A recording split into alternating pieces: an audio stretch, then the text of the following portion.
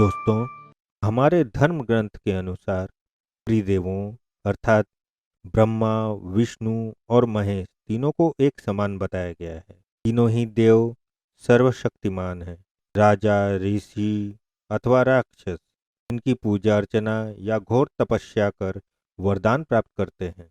मित्रों, देखा जाए तो भगवान शिव को देवताओं के अलावा राक्षस, असुर और दक्ष सभी आराधना करते हैं। कहा जाता है कि भगवान शिव ने न केवल भगवान राम और देवताओं को वरदान दिए थे, बल्कि भस्मासुर और दैत्य गुरु शुक्राचार्य जैसे असुरों को भी वरदान दिए थे। कि मित्रों, क्या आपने कभी सोचा है कि जहाँ एक तरफ तो देव या दैत्य, ऋषि हो या राजा, नर हो या नारी, सभी भगवान शिव को प्रसन्न करने घोर तप और साधना आदि करते रहते हैं, वहीं दूसरी तरफ सभी असुर भगवान विष्णु को अपना परम शत्रु मानते हैं। तो मित्रों, अगर आप भी यह जानना चाहते हैं कि असुरों को महादेव इतने प्रिय क्यों हैं, तो जुड़े रहें हमारे साथ।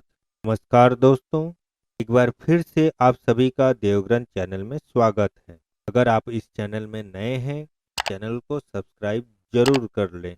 मित्रों, असुरों द्वारा भगवान शिव की पूजा करने का सबसे पहला कारण तो यह है कि भगवान शिव जल्द ही प्रसन्न होने वाले देवता हैं। मित्रों, भगवान शिव को भोलेनाथ भी कहा जाता है, क्योंकि वे सब कुछ जानते हुए भी भक्तों को वरदान देने से पीछे नहीं हटते। मित्रों, भगवान भोलेनाथ का असुरों को वरदान देने का एक और कारण भी है। अगर वो असुरों को वरदान नहीं देंगे तो भगवान विष्णु उनके विनाश के लिए धरती पर अवतार कैसे लेंगे, और अगर ऐसा नहीं होगा तो अधर्म पर धर्म की जीत कैसे होगी। इसीलिए मित्रों, भगवान शिव को आशुतोष भी कहा जाता है, अर्थात शीघ्र प्रसन्न होने वाले। मित्रों, भगवान शिव को प्रसन्न करने के लिए किसी कठिन धार्मिक अनुष्ठान या कठिन कर्मकांड की जरूरत नहीं पड़ती। भगवान शिव तो अगर कोई सच्चे मन से जल भी चढ़ा दे तो प्रसन्न हो जाते हैं। मित्रों, वहीं दूसरी ओर भगवान विष्णु को प्रसन्न करने के लिए मनुष्य का संपूर्ण जीवन भी कम पड़ता है। यह कहा जाता है कि भगवान विष्णु बहुत ही सोच समझकर और कठिन परीक्षा लेने के बाद ही कोई वरदान देते हैं। ऐसे में भगवान विष्णु को प्रसन्न करना, और वो भी कम समय में, ये असुरों की बस की बात नहीं थी, क्योंकि असुर मन से धैर्यवान नहीं होते थे। ऐसे में भगवान शिव की आराधना करते थे। मित्रों, भगवान शिव की आराधना एक मुख्य कारण यह भी है कि भगवान शिव भाव प्रधान है, अर्थात उनके लिए पूजा अनुष्ठान की विधि का कोई मायने नहीं रखती। भगवान शिव के लिए कुछ मायने रखता है तो वह है भक्त या भक्ति भाव।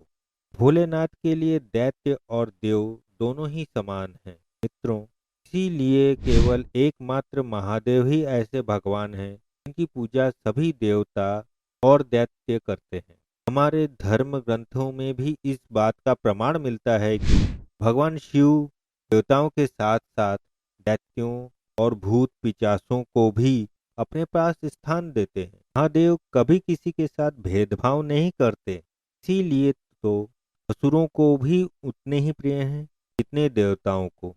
इसके अलावा भगवान शिव भौतिक और अलौकिक दोनों संपदाओं के स्वामी हैं, और वे दोनों प्रकार के इच्छित फल प्रदान भी करते हैं। जबकि भगवान विष्णु को भौतिक वस्तुओं का वरदान देने में संकोच होता है। इसीलिए भगवान विष्णु के भक्त उनसे अटल भक्ति या फिर मोक्ष का वरदान चाहते हैं। लेकिन असुरों को तो केवल भौतिक वस्तुएं जैसे धन, राज्य और ऐश्वर्य ही चाहिए। तो फिर ऐसे में वो भला भगवान विष्णु की पूजा क्यों करे।